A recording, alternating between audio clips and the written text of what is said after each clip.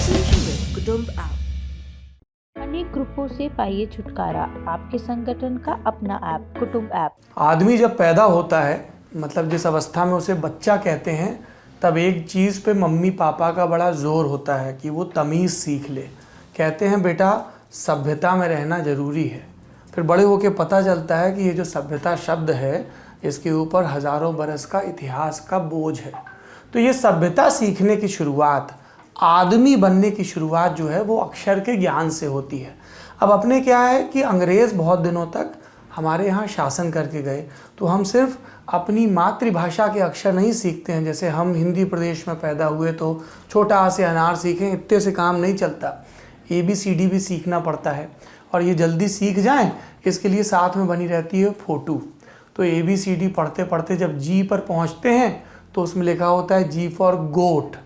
गोट माने होता है बकरी, लेकिन हमारे बुंदेलखंड में गोट का मतलब बकरी नहीं होता था। हमारे यहाँ गोट बोलते थे छिरिया को, छिरिया और बुकरिया। तो ये वो आदिम शब्द हैं जो स्मृतियों में टके हैं। और जी का महत्व फिर और पता चलता है, क्योंकि हमने आपको एक क्या पदबंध बताया, सभ्यता का पदबंध। तो आपको इज्जत देनी है तो नाम के साथ जी जोड़ा जाए। तो पिता कहने भर से काम नहीं चलेगा। पिता जी, माता जी, और पिताजी माता जी के बाद गुरु जी। शिशु मंदिर विद्या मंदिर में पढ़ते हैं तो आचार्य जी, भैया जी, बहन जी, ये सब करते करते आ जाती है किशोरावस्था। और फिर जी का एक नया मतलब समझ में आता है कि जी से जिया भी बनता है, और पिया का जिया कभी कभी नहीं भी लगता है। और किशोरावस्था में ना लगे और मास्टर साहब को पता चल जाए तो छड़ी भी पड़ती है। इसको हमारे एक बड़े प्रिय कवि हैं, गाना भी अद्भुत गाते हैं, जिनका दुख खत्म नहीं होता वो उनका गाना खूब सुनते हैं, ऐसे स्वानंद किरकिरे ने लिखा है। वो पिक्चर थोड़ी सी कम चली थी इसलिए लोगों का गाने पर ध्यान कम गया। गाना एक फिल्म है, खोया खोया चांद उसमें है। तो उसमें बीच में कव्वाल आते हैं और कहते हैं जी में आता है मुर्दा सितारे नोच लूँ। अब सितारे आसमान में रहते हैं और जी को देखो हम कहाँ आसमान में लेके जा रहे हैं, क्योंकि हम और आप जिस ज़माने में हैं उस ज़माने में एंटीना के डंडा नहीं हिलाने होते हैं, ना विकेट का डंडा मिलाना होता है। आजकल तो लगा लगा आता है सब स्टंप। आज के ज़माने में मोबाइल पे कितने डंडे आ रहे हैं ये देखना होता है। और देखते देखते देखो ज़माना कहाँ आ गया, PP नंबर, क्योंकि मोबाइल पड़ोसी के यहाँ था तब उसको टेलीफोन कहते थे। फिर पेजर, पेजर के बाद आया मोबाइल फ़ोन जिसमें कॉल आने के भी पैसे देने होते थे। फिर G, 2G, 3G, 4G, और अब 5G आ रहा है। 5G आ रहा है, उसके पहले सस्ता 3G तो आ ही गया। तो हचक के व्हाट्सएप के फॉरवर्ड आते हैं जो बताते हैं कि 5G के आने से प्रलय आ जाएगी। टीवी पे प्रलय 2000 के साल से आ रही है, दुनिया ख़त्म होने की भविष्यवाणी। अगर इस भविष्यवाणी को आपको समझना हो, दो चीज़ें समझिए। एक तो हमारे मित्र हैं वरुण ग्रोवर, उनकी कहानी है करेजवा, उसको पढ़ लीजिए, दुनिया के अंत पर है। और एक बहुत अच्छी फिल्म आई है स्पीकअप, उसको देख लीजिए, तो आप इस डर से पार पा जाएंगे। लेकिन आपको ध्यान होगा 5G पे पक्का एक आध व्हाट्सएप फॉरवर्ड आपके पास भी आया होगा। कोई चिड़ैया के मरने की वजह ये बता रहा होगा, कोई कैंसर के बढ़ने की वजह। हमने एक दिन लल्लन टॉप शो किया था तो आपको विस्तार से बताया था कि ये जो डर हैं ये फरेब के वरक में लिपटे हुए हैं। लेकिन एक डर है जो असली है कि 5G टेक्नोलॉजी की टेस्टिंग हो रही है। हमारे हिंदुस्तान में अभी नहीं हो रही है, अभी तो खबरें आती हैं कि होंगी, लेकिन अमेरिका में हो रही है और इसके चक्कर में बवाल मचा हुआ है। और छोटी छोटी चिड़िया नहीं, जो बड़ी लोहे की चिड़िया हैं जिसको हवाई जहाज़ कहते हैं, उनकी टक्कर का डर हो गया है। डर इतना बढ़ गया है कि बड़ी बड़ी हवाई जहाज़ की कंपनी ने कह दिया है कि टेस्टिंग करोगे तो हम नहीं उड़ाएंगे। अब ये डर हिंदुस्तान भी आ गया है। तो आज के लल्लन टॉप शो में हम आपको बताएंगे कि ये 5G टेक्नोलॉजी को लेके नया डर क्या है, इस डर का इंडिया कनेक्शन क्या है, विद्वान इसके बारे में क्या कहते हैं। क्योंकि पत्रकार विद्वान नहीं होते हैं, उनका काम होता है विद्वानों की बात आप तक आसान भाषा में लेकर आना। पर आज खबर सिर्फ 5G की नहीं है, खबर तो यूपी की है और दूसरे राज्यों की है, उनके बारे में भी बताएंगे, दिन का वीडियो भी दिखाएंगे। नमस्ते, मेरा नाम सौरभ द्विवेदी है और आप कुछ मिनट पहले से देखना शुरू कर चुके हैं लल्लन टॉप शो। सबसे पहले बुनियादी बात, हमको पता है कि 5G में जो इंटरनेट की स्पीड आएगी वो 4G से 100 गुना ज़्यादा होगी। अब ये जो पूरी टेक्नोलॉजी है ये हाई फ्रीक्वेंसी रेडियो वेव्स पर, तरंगों पर आधारित है। आपको याद होगा पिछले दिनों इंडिया में 5G की टेस्टिंग को लेकर खबरें आई थी, जिनके बारे में हमने आपको बताया। इसकी टेस्टिंग से मानव जाति के खतरे की खबरों में दम नहीं है, ज़्यादातर दावे भ्रामक हैं। 7 मई 2021 का लल्लन टॉप शो आपको ज़रूर देखना चाहिए। आज के शो के डिस्क्रिप्शन में जो नीचे लिखा रहता है ना अंग्रेजी हिंदी में, उसमें आपको लिंक मिल जाएगा। पर हम फिर चर्चा क्यों कर रहे हैं? हमने आपको शुरू में कहा अमेरिका के चलते। दरअसल अमेरिका में 19 जनवरी को वेरिजोन और AT&T ये 2 कंपनियां हैं, टेलीकॉम कंपनियां हैं। जैसे अपने यहाँ जियो, आइडिया, वोडाफोन ये सब होती है ना, वैसी कंपनियां हैं। तो इन दोनों कंपनियों ने 5G को लॉन्च किया और इसके बाद से बवाल कटा है, क्योंकि इससे जो हवाई जहाज़ उड़ाने वाली कंपनियां हैं एयरलाइंस की, उनको दिक्कत हो रही है। दिक्कत की वजह हवा में उड़ने वाले विमान, उन्हें 5G टेक्नोलॉजी से खतरा लग रहा है। इसकी वजह क्या है और खोल के बताते हैं। 5G सेवाएं शुरू होने के बाद बुधवार 19 जनवरी को कई देशों की फ़्लाइट ने अमेरिका जाने से इनकार कर दिया। इन कई देशों में हमारे देश भारत की एयर इंडिया भी है। उसने अमेरिकी रूट से जाने वाली 8 फ़्लाइट्स को कैंसिल कर दिया। दुबई की एयरलाइंस कंपनी एमिरेट्स, उसने 9 शहरों के लिए उड़ान रद्द की। जापान की 2 एयरलाइंस ऑल निप्पन एयरवेज और जापान एयरलाइंस ने भी बुधवार को अमेरिका की फ़्लाइट रोक दी। अब क्या वजह है ये अलग अलग कंपनियां फ़्लाइट रोक रही हैं? क्योंकि उनकी जो अमेरिका में 5G तकनीक है उसकी वजह से विमानों के उड़ने पर असर पड़ रहा है। तो ऐसे में सवाल ये उठता है कि ये क्या असर है, क्योंकि अपने इंडिया में भी 5G सेवा शुरू होगी तो क्या यहाँ भी दिक्कत होगी? क्या यहाँ भी फ़्लाइट उड़ाना, हवाई जहाज़ से जाना दूभर हो जाएगा? दरअसल बात ये है, साइंस को समझ लीजिए तो आगे सब सिंपल लगेगा। ये जो 5G सेवाएँ हैं, हमने आपको बताया कि ये रेडियो तरंगों से चलती हैं। विमान ये भी रेडियो तरंगों का इस्तेमाल करता है। किस लिए करता है? विमान में आप बैठे हो, हवा में उड़ रहे हो, तो रेडियो तरंगों से आपको पता चलता है कि आपकी ऊंचाई क्या है, जहां पहुंचना है उसकी दूरी क्या है और मौसम का हाल क्या है। इन्हीं रेडियो वेव्स के ज़रिए विमान जो ज़मीन पर ATC होता है, एयर ट्रैफिक कंट्रोल, जो उनको बताता है कहाँ जाना है कि रुकना है, लैंडिंग करना है, सारा हाल बताता है। रेडियो वेव्स के ज़रिए ही हवाई जहाज़ ATC से जुड़े होते हैं। लैंडिंग के वक्त यानी उतरते समय, टेक ऑफ यानी उड़ान भरते समय, और इसके बीच में यानी उड़ान के दौरान सारे निर्देश जो पायलट महोदय हैं उन्हें अलग अलग ATC के ज़रिए ही मिलते हैं। यानी रेडियो वेव्स बहुत महत्वपूर्ण है। अब अमेरिका चलते हैं। अमेरिका ने अपनी मोबाइल कंपनियों के लिए एक बैंडविड्थ, मतलब तरंगे कित्ते से कित्ते के बीच की वो इस्तेमाल कर सकती हैं, उसकी फ्रीक्वेंसी तय की नीलामी के ज़रिए। इसको मिड रेंज बैंडविड्थ कहा जाता है। ये मिड रेंज बैंडविड्थ में कितना गीगाहर्ट्ज़ आता है? गीगाहर्ट्ज़ यूनिट है नापने की। 3.7 से 3.9 यानी 3.7 से 3.9 गीगाहर्ट्ज़ के बीच की फ्रीक्वेंसी नीलाम की गई।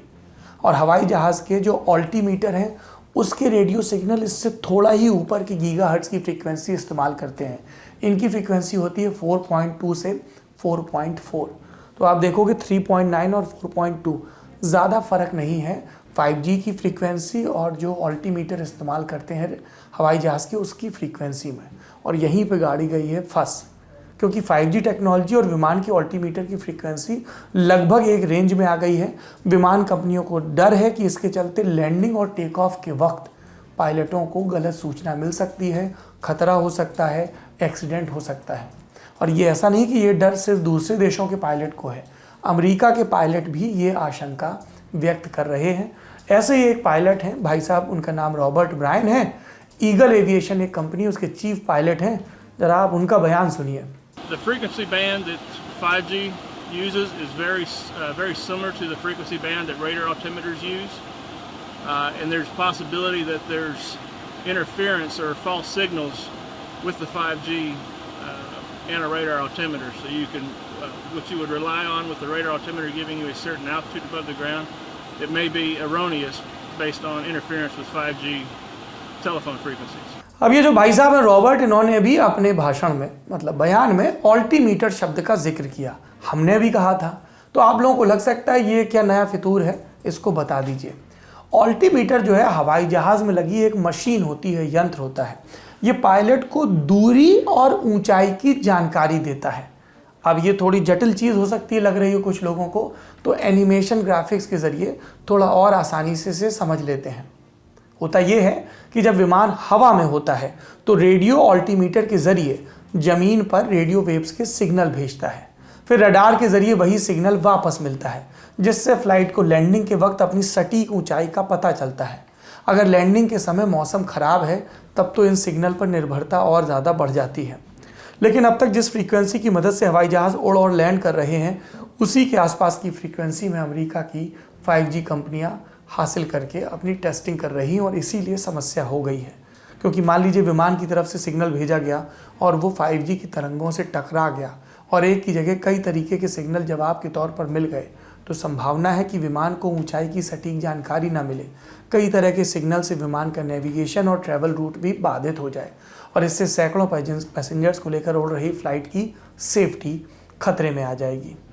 वैसे आजकल के जो हवाई जहाज़ हैं बहुत मॉडर्न हैं और ऑल्टीमीटर के ज़रिए ऑटोमेटिक लैंडिंग भी कर लेते हैं। यहाँ तक कि ऑल्टीमीटर ही विंड शेयर यानी हवा की स्पीड और दिशा के अंतर के बारे में भी आगाह करता है।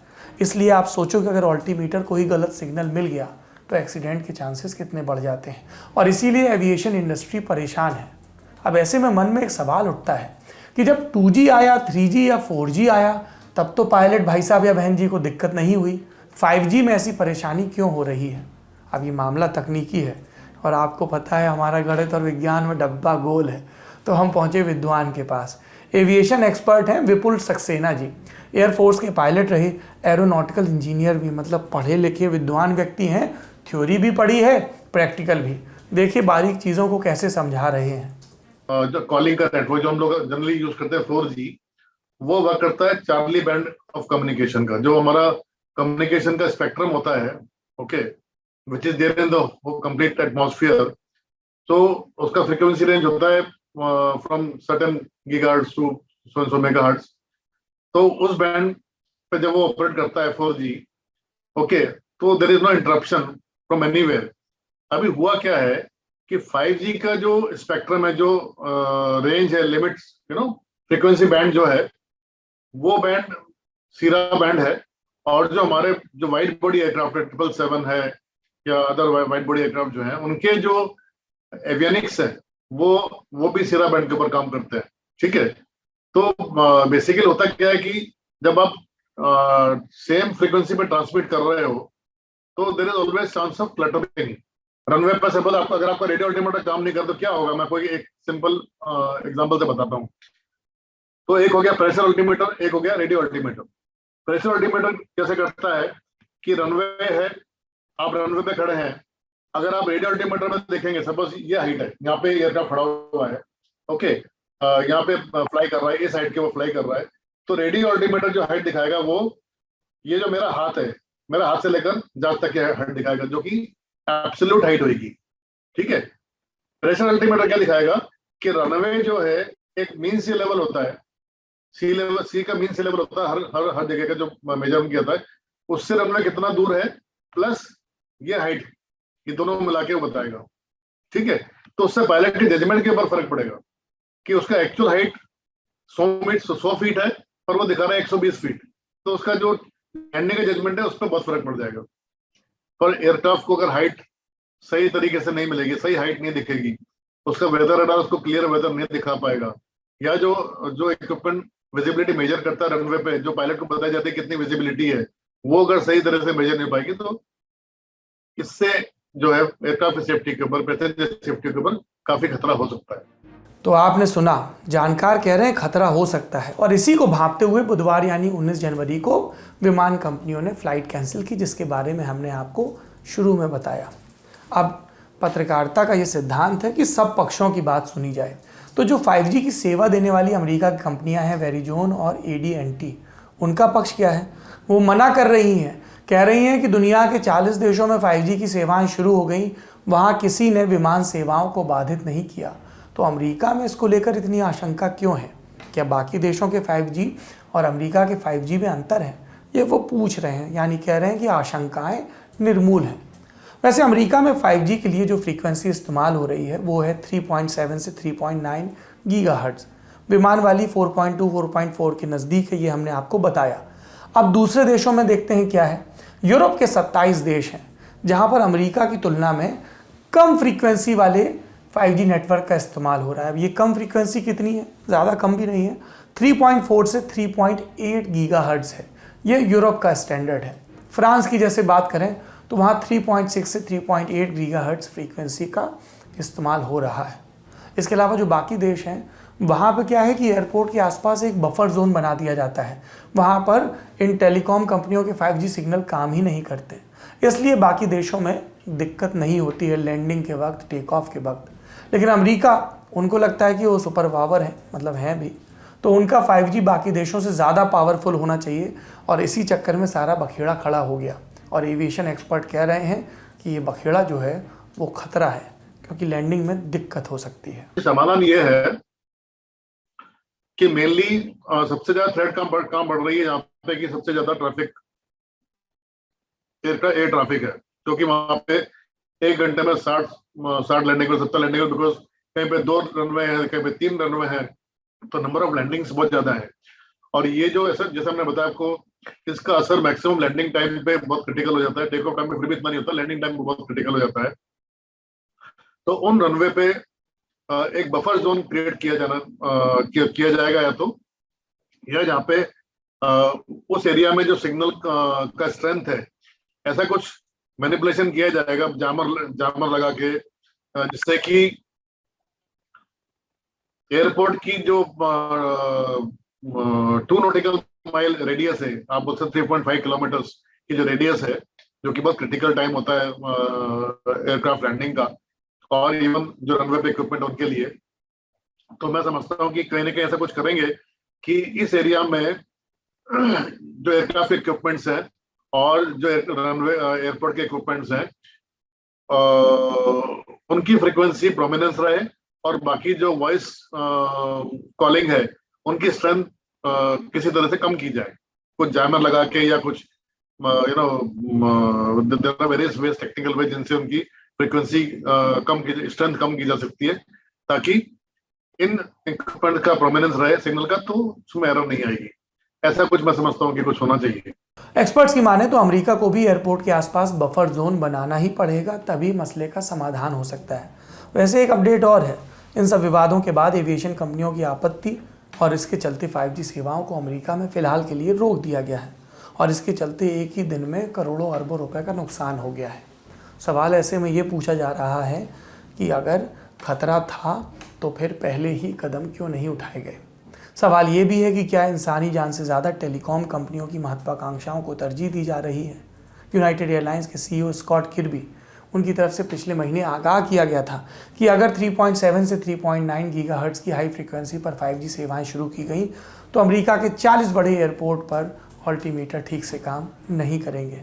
तो चेतावनी पहले से मौजूद थी। अब ये तो आप अमेरिका की बात सुन रहे थे, भारत का कंटेक्स्ट क्या है, क्योंकि भारत के हित भी जुड़े हैं। हमारे हवाई जहाज़ वहाँ जा रहे हैं इसलिए भी, और भारत में टेस्टिंग होनी है इसलिए भी। तो इसके बारे में समझने के लिए हमने एक भारतीय विशेषज्ञ से और बात की। इन भाई साहब का नाम है M राजेंद्रन, लंबे समय से टेलीकॉम सेक्टर को ये कवर कर रहे हैं। सुनिए इनका क्या कहना है।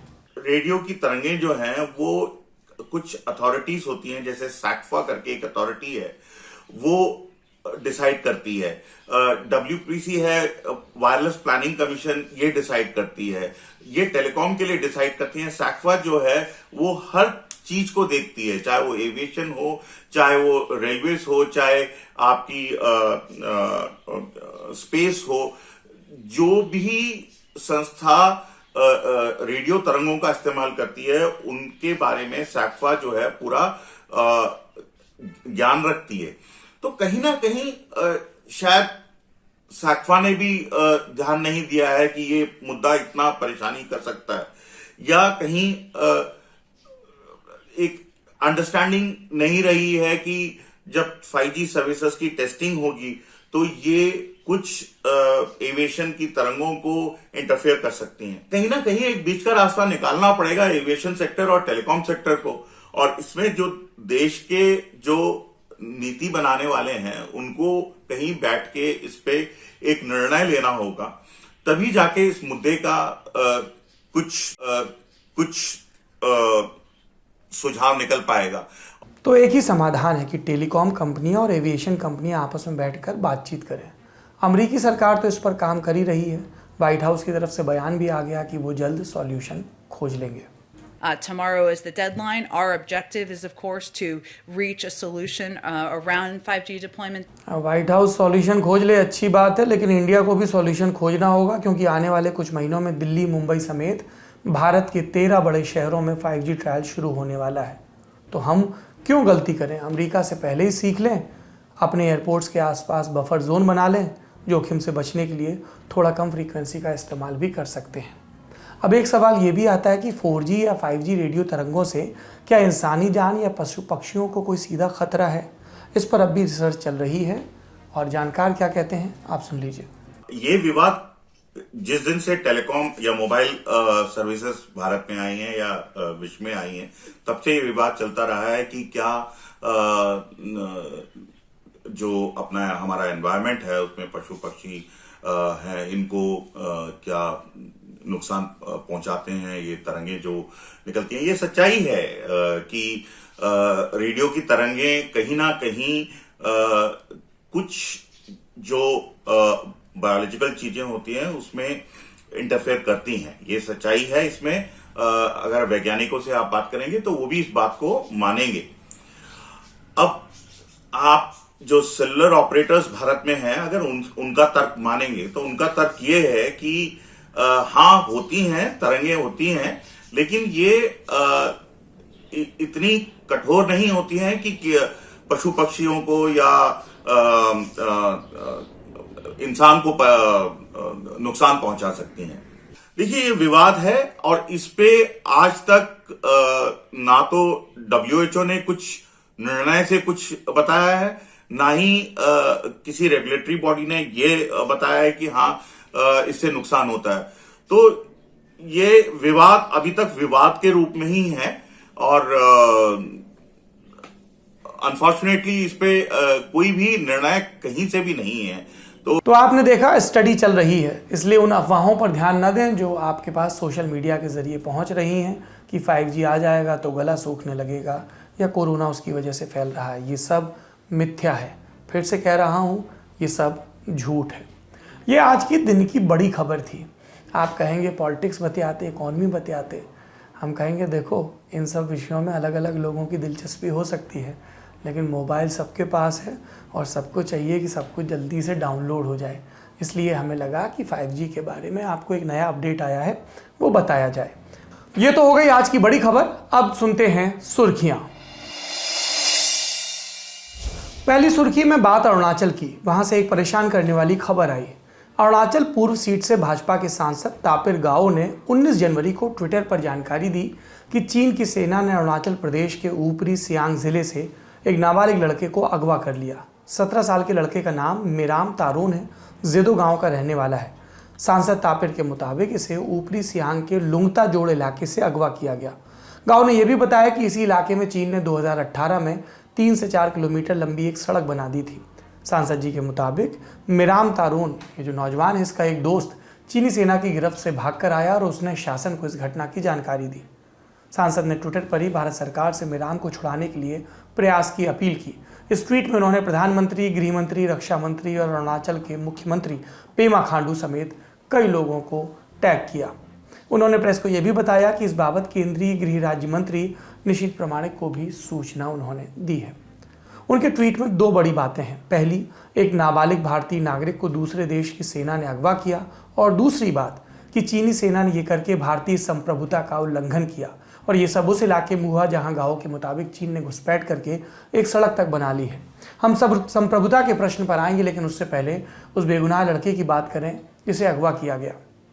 समाचार एजेंसी पीटीआई के मुताबिक मिराम तारून और उसका दोस्त जॉनी याइंग एक गांव के रहने वाले हैं। गुजारे के लिए छोटा मोटा शिकार करते हैं। इन दोनों को उस इलाके से अगवा किया गया जहां से ब्रह्मपुत्र नदी तिब्बत के दक्षिण में पूरे हिमालय का चक्कर लगाते हुए भारत में प्रवेश करती है। जी, ब्रह्मपुत्र। इसे नदी नहीं कहते हैं, नद कहते हैं। तो मुझे भी व्याकरण की दृष्टि से पुल्लिंग ही इस्तेमाल करना चाहिए था, ब्रह्मपुत्र नद। इसीलिए हिंदी में कहा जाता है ब्रह्मपुत्र बह रहा है। चीन में नद का नाम है सांगपो। अरुणाचल में नद को सियांग कहा जाता है। नद के ही नाम पर जिले का नाम है। यहाँ से नद आगे बढ़ते हुए दिहंग, दिबंग, लोहित जैसी कई धाराओं से मिलता है और फिर ब्रह्मपुत्र कहलाता है। जहाँ नद भारत में दाखिल होता है वहाँ भूगोल इसकी इजाज़त नहीं देता कि भारत और तिब्बत के बीच अंतर्राष्ट्रीय सीमा पर पुख्ता बाड़बंदी की जाए, इसलिए किसी के भूले से उस तरफ चले जाने या इस तरफ आने की घटना हो जाती है। पर चूंकि इलाके में आबादी बहुत कम है, इसलिए ऐसी ज़्यादातर घटनाएं राष्ट्रीय मीडिया में जिक्र नहीं पाती। लेकिन गाओ के ट्वीट ने मिराम तारून के मामले को देश भर की मीडिया में सुर्खी बना दिया। इसके प्रकाश में आते ही सेना ने भी अपने स्तर पर मिराम तारून की वापसी के लिए कोशिश शुरू कर दी। रक्षा सूत्रों का दावा है कि सेना ने हॉटलाइन पर चीनी सेना को बताया कि ये लड़का जड़ी बूटियां इकट्ठा करने और छोटा मोटा शिकार करने के मकसद से निकला है, लापता है। सेना ने लड़के का पता लगाने के लिए चीन की सेना से मदद मांगी और ये सारा काम स्थापित प्रोटोकॉल के हिसाब से किया जा रहा है। यहाँ कुछ देर ठहरकर इस प्रोटोकॉल को भी समझ लें। सेना सीमा पर जहाँ भी तैनात रहती है वहाँ के एरिया कमांडर सीमा पार के एरिया कमांडर से यानी दूसरी सेना के एरिया कमांडर से संपर्क रखते हैं। अलग अलग स्तर पर हॉटलाइन होती है। मंशा ये कि अगर कोई छोटी मोटी बात हो जिसे स्थानीय स्तर पर सुलझाना संभव हो तो सुलझा लिया जाए, क्योंकि स्थानीय एरिया कमांडर के पास अपने इलाके और लोगों की सटीक जानकारी होती है। कोई सैनिक या आम नागरिक भूल से सीमा पार कर जाए तो दोनों सेनाओं के बीच किस स्तर की बात होगी, वापसी की क्या प्रक्रिया होगी, इसे लेकर बीते दशकों में एक परंपरा तैयार हो गई है और इसे ही स्थापित प्रोटोकॉल कहा जाता है। अमूमन भूल से सीमा पार करने वालों से शुरुआती पूछताछ होती है। जब पहचान और सीमा पार करने की वजह स्थापित हो जाती है तो उन्हें उनके देशों को लौटा दिया जाता है। मिराम तारून के मामले में भी यही होने की संभावना है। चूँकि अप्रैल 2020 से भारत और चीन की सेना के बीच जबरदस्त तनाव है, इसलिए मिराम तारून को लेकर विपक्ष मोदी सरकार पर हमलावर भी हो गया है। राहुल गांधी ने बिना देर किए मिराम के मामले पर प्रधानमंत्री की चुप्पी को लेकर सवाल उठाए। अरुणाचल प्रदेश में कांग्रेस के नेताओं ने भी अपने स्तर पर बयान जारी कर दिए। हमारे जो ये लड़का है उनको किडनैप किया गया है, तो बहुत ही अनफॉर्चुनेट बात है कि हमारे अरुणाचल में अभी भी चीन के लोग घुसपैठी कर रहे हैं। चूंकि राहुल गांधी ने प्रधानमंत्री पर सवाल उठाया तो उन्हें घेरने के लिए भी एक प्रधानमंत्री के नाम का ही इस्तेमाल किया गया। पूर्व प्रधानमंत्री जवाहरलाल नेहरू, जिनके वक्त चीन ने भारत को युद्ध में हराया, जमीन हथियाई, लेकिन राष्ट्र हित में लल्लन टॉप ने मोदी और नेहरू की इस बहस से आगे की बात का फैसला लिया है। अब आगे की बात क्या है? गांव के ट्वीट में उठाई गई दूसरी बात, चीन द्वारा भारत की संप्रभुता का उल्लंघन जो लगातार हो रहा है। ये पहली बार नहीं जब तापिर गाओ ने अरुणाचल प्रदेश में चीन के अतिक्रमण की सार्वजनिक रूप से शिकायत की हो। अरुणाचल भाजपा के अध्यक्ष रह चुके गाओ ने समय समय पर बताया कि चीन ऊपरी सुबानसिरी जिले में लोंगजू, बिसा, माजा और आशापेला पर कब्जा कर चुका है। इसके अलावा ऊपरी सियांग जिले में बिशिंग में भी चीन का कब्जा है। गाओ ने 2019 के शीत सत्र में लोकसभा में ये मुद्दा उठाया था। तब उनके एक बयान की खूब चर्चा हुई थी कि चीन ने भारत की 60 किलोमीटर जमीन कब्जा ली है। भाजपा के लिए जाहिर सी बात है कि ये स्थिति असहज करने वाली थी, क्योंकि उनकी ही पार्टी का एक सांसद भारत में चीन के कब्जे की शिकायत कर रहा था, असहाय नजर आ रहा था। गांव के बयानों और ट्वीट्स को लेकर विपक्ष ने मोदी सरकार को बार बार घेरा भी, और तब गांव ने यह कहना शुरू कर दिया कि ये सारे इलाके कांग्रेस के शासन में चीन के कब्जे में गए। कुछ ही दिन पहले गांव ने बयान दिया था कि तवांग में सोमदोरोंग चू घाटी कांग्रेस के कार्यकाल में चीन के कब्जे में गई, और जब सेना ने चीनियों को भगाना चाहा तो राजीव गांधी ने अनुमति नहीं दी। गांव लगातार कहते आए हैं चीन का अतिक्रमण 1980 के दशक से बढ़ा है। उन्होंने ये बयान भी दिया कि प्रधानमंत्री मोदी के कार्यकाल में चीन ने अतिक्रमण नहीं किया। लेकिन फिर हमारे सामने 19 जनवरी 2022 का एक ट्वीट आ जाता है। आप भी देखिए, तापिर गांव का ही ट्वीट है। कह रहे हैं कि 2018 में चीन ने भारत के इलाके में सड़क बना ली। साफ है, राजनीतिक प्रतिबद्धता के साथ बात और कहने का लहजा बदल जाता है। उनके लिए चीनी अतिक्रमण की शिकायत करना एक मुश्किल काम है, क्योंकि केंद्र में उनकी ही पार्टी की सरकार है। पर इस बात का क्रेडिट तो सांसद को दिया ही जाएगा कि वो बार बार बतौर सांसद और बतौर भारत के नागरिक अपने इलाके के मुद्दे प्रमुखता से उठा रहे हैं।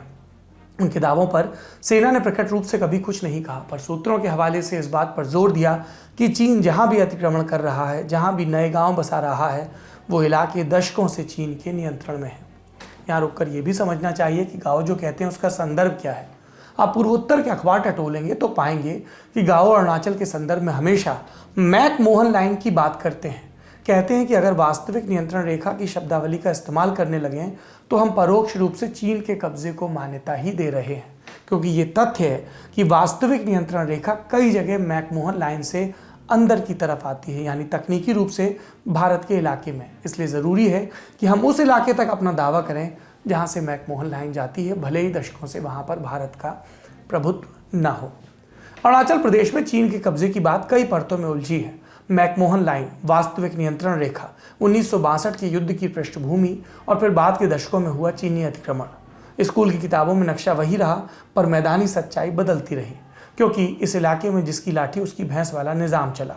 सितंबर 2020 में भी चीन की सेना ने अरुणाचल प्रदेश से 5 ग्रामीणों को अगवा किया था, एक हफ्ते बाद रिहा किया। मैकमोहन लाइन के अंदर चीन द्वारा बनाए जा रहे गाँवों की खबरें तो हम लगातार देख ही रहे हैं। इसलिए ज़रूरी है कि नेहरू मोदी जैसी बहसों के पार जाकर ये तय किया जाए कि भारत की संप्रभुता कैसे अक्षुण्ण रहे।